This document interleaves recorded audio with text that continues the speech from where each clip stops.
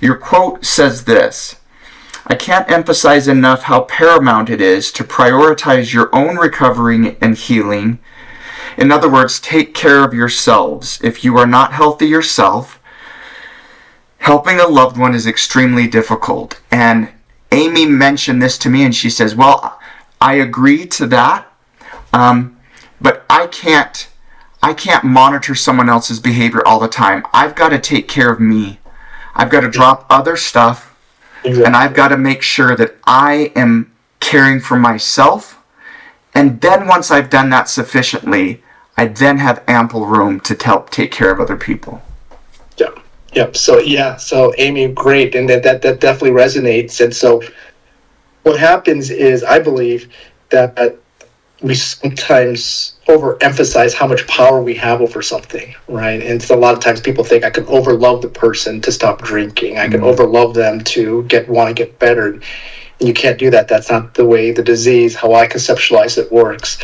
And exactly that. And so, yeah, when we're not taking care of ourselves, the lens that we look through can be very, very unclear and cloudy, right? And so we are not able to see, because when we're healthy ourselves, there's certain attributes when we're our better self and when we have a strong recovery. And recovery is just any plan in place for healthier outcomes. So I believe we all have some version of a disease. A disease isn't just a mental health or a substance abuse issue or medical condition.